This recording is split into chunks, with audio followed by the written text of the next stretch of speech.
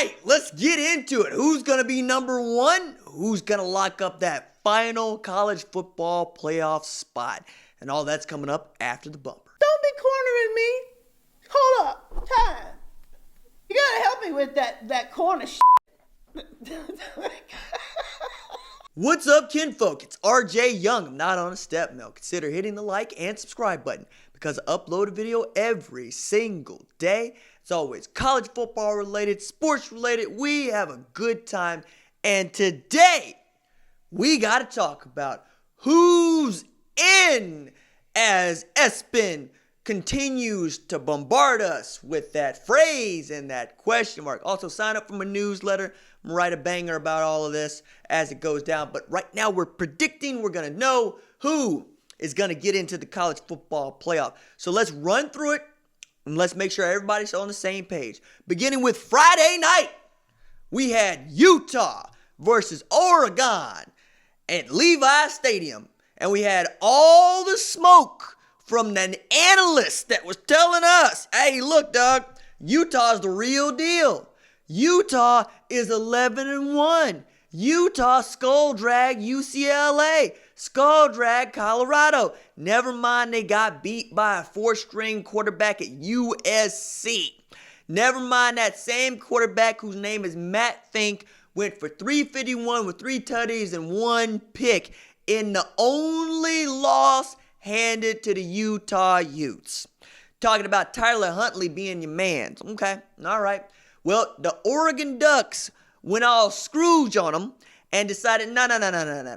We've been humiliated once before, okay? That was Auburn. We led that game for all of like 13 seconds, and lost that game to a dude that passed for 50% against Bama and got a W. Okay, then we got humiliated by another true freshman quarterback named Jaden Daniels and the mystical powers of a Sun Devil. We ain't going out like that. We playing in a Rose Bowl. We not playing with no Utah Utes. No, sir. You can go back to Wasatch, and they handed them a 37-15 loss. Now, for Oregon, Scrooge gets to go and play in the Rose Bowl, ostensibly against Penn State or Wisconsin. More on that in a little bit. But also, what does this mean? It means that the first domino for the Oklahoma Sooners or the Baylor Bears or Georgia to get into the college football playoff has fallen. Even as there are people that, myself included, believe that if Georgia would have beaten LSU, it's a moot point. But since we're going linearly, we're going in order, let's talk about the next big domino to fall, which was Oklahoma versus Baylor. The best defense in the Big 12 versus the best offense in the Big 12 with Jalen Hurts as the trigger man for Oklahoma. And this one was wild from the start because a defensive game broke out between the Baylor Bears and the Oklahoma Sooners. I was at AT&T Stadium for this game in the press box watching, keeping notes, keeping tabs, getting the all-22 view of what I was able to ascertain and see. And check it out. It wasn't as if Baylor was firing on all cylinders when Charlie Brewer was its quarterback, but they certainly weren't getting any better when he wasn't their quarterback. So he leaves the game with a head injury, right? He was asked to be taken, or I should say Mike DeFee told Matt Rule, hey, I don't like the way he's talking to me. Can you guys go check him out again? So he checked him out a second time, and he never returned to the game. Gary Bohannon went in, didn't play well. Matt Rule also said he's been battling with injuries. They end up with a true freshman quarterback in the fourth quarter trying to win a football game. On the other hand, Oklahoma's offense did not look outstanding, even as it put up 433 yards a game, even as Jalen Hurts passed for 278 yards, even as CeeDee Lamb had 173 yards receiving, just didn't look great. The defense, on the other hand, looked like the defense that many people saw play against Texas.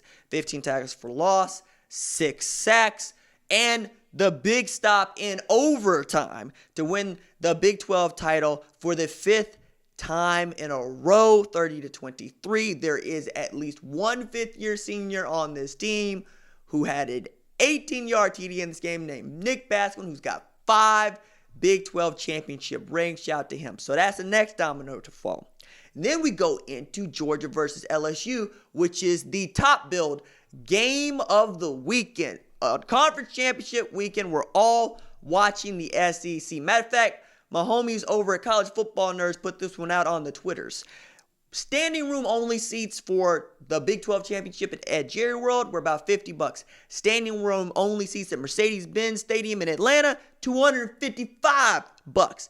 It just means more money if you want to go see the SEC Championship, for which you probably watch LSU just throttle the Dogs, just drag them. Hey, as a concerned member of the Sooner Schooner Committee, does PETA know that LSU was beating the hell out of the Dogs on Saturday night? Somebody let them know that that's a thing that happened. Because Joe Burrow was out there cooking, just cooking. My man passed, rushed, caught. We had Jamar Chase going wild. We had Terrence Marshall going wild.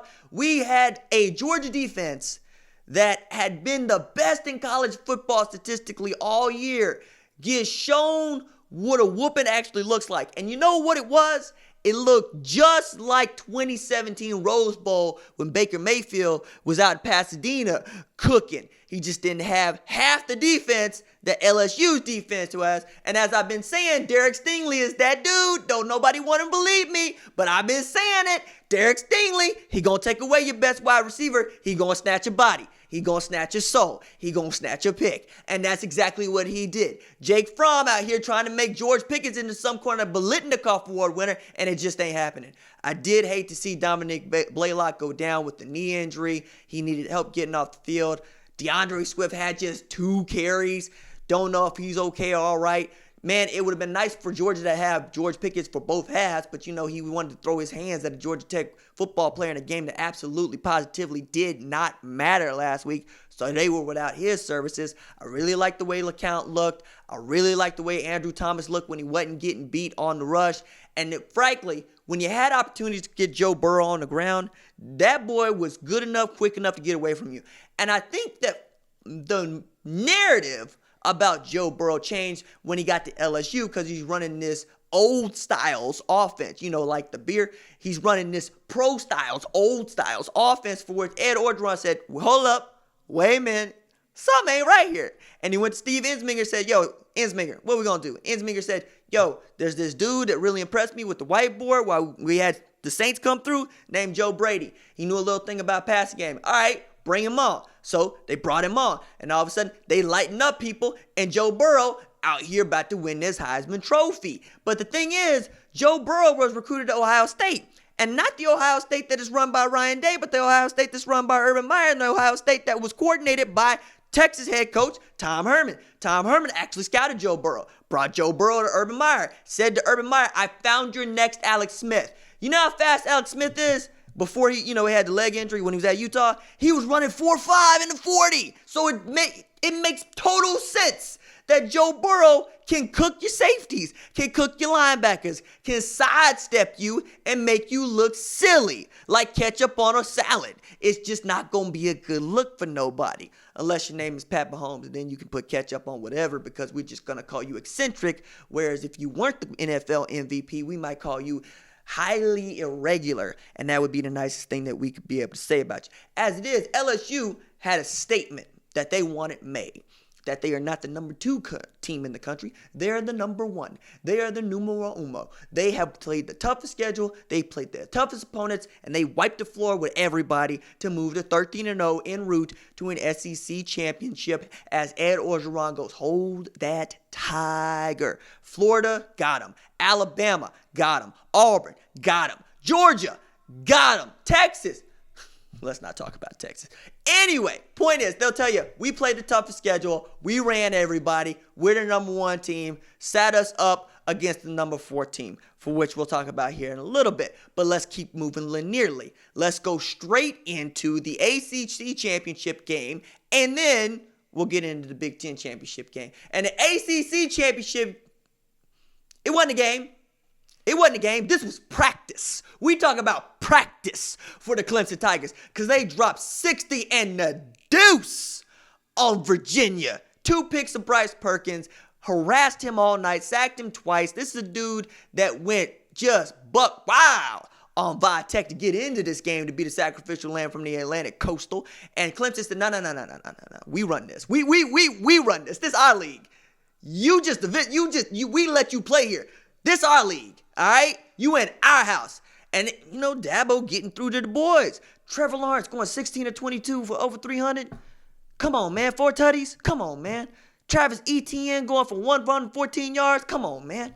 We talking about T. Higgins going 9 for 182. Come on, man. I've been trying to tell people that's Voltron out there in Clemson, South Carolina. Don't nobody want to believe me. All they want to do is, hey, RJ, the ACC is trash. Yeah, okay, it is. Hey, RJ, Clemson's schedule is trash. Okay, yeah, it ain't good.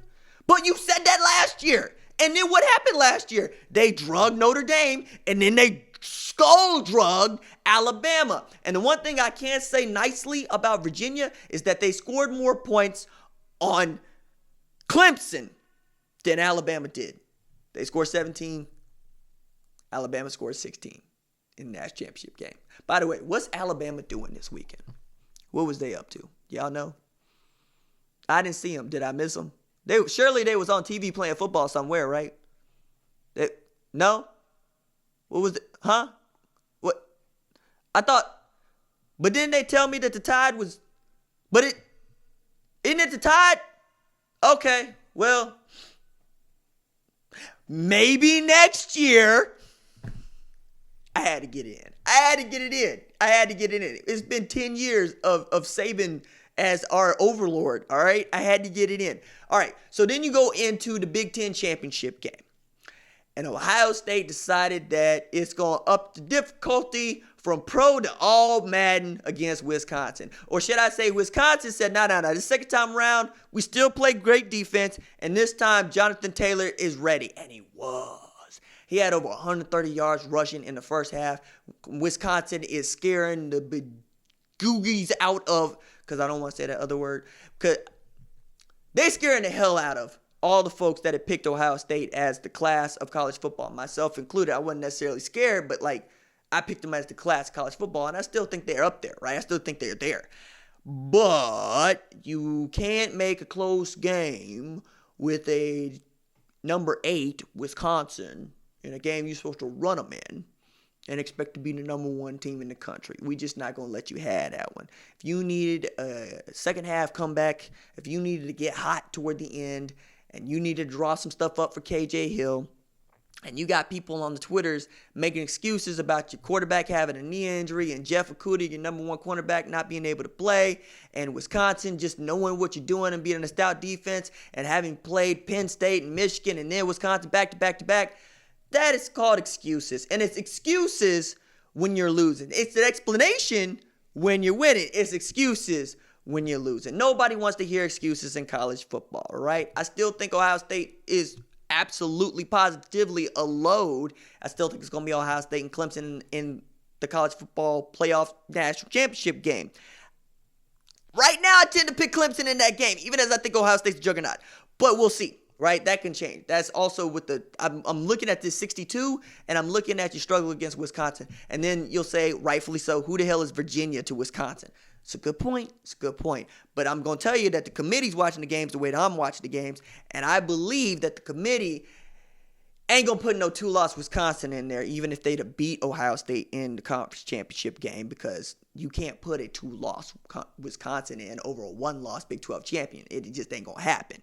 No more than you would put a 2-loss Oregon in over a 1-loss Big 12 champion. It just ain't gonna happen, no matter who you beat. You could beat Thanos and all 6 of his stones, and you still ain't gonna get into this national invitational we call a college football playoff. So I think Oklahoma is a lock for the 4th spot, because you put the brand up and you put the tradition up and then you put up the resume, and you'll see, man, they're the only team that handed Baylor 2 losses. The only 2 losses Baylor has, a top 10 Baylor team, one of the best defensive teams in college football, a team that had accumulated 30 takeaways and more than 40 sacks, has the 2nd-best defensive player in college football, and James Lynch at defensive line. All right? You can put in there Oklahoma State win. You can put in there your Iowa State win. You can put in there whatever you want to. How about November, right? The month of November. that they're 21-0 in the month of November. You can put in their 5th straight Big 12 championship. You can also put in there Oklahoma's never won a national semifinal, and that was why I would not pick them to beat any of the 3 teams that I would rank ahead of them. And I don't think that's just calling it like it is, man. There's 1, 2, 3, and there's a drop. Now, I would still love to see a 16-team playoff. We still come down to those 3 teams, right? So people are like, so what are we doing? Well, I just want everybody to have more shots and more opportunities because I believe in one time and I believe in a fair opportunity to go whoop somebody's behind. Appalachian State ain't going to get no chance to play no Ohio State, and yet they're a one-loss team. Memphis ain't going to get no chance to go play no Clemson, and they're a one-loss team. Boise State is not going to get a shot to go and play LSU. And they're a one-loss team. And the same folks that would tell me that a college football playoff that would involve 16 teams are the same folks that would want to tell me that 08 Utah did not happen, that they didn't go 13-0. That 04 Auburn didn't happen, that they didn't go undefeated. That Boise State didn't walk into the Fiesta Bowl and hand Oklahoma its head. These are things that happen, and these are things that need to be accounted for, and this is one of the reasons for which I want a fair way of deciding who a national champion is. But as it is, I tend to believe Ohio State will drop to number 3 based on its performance against Wisconsin. Clemson goes into the 2 spot or even the 1 spot because they're making the case for the 1 spot by how they just drug Virginia. And they've dragged every single team they played except North Carolina. And North Carolina is a bowl team, right? They're decent. And we're going to say that they have an off game.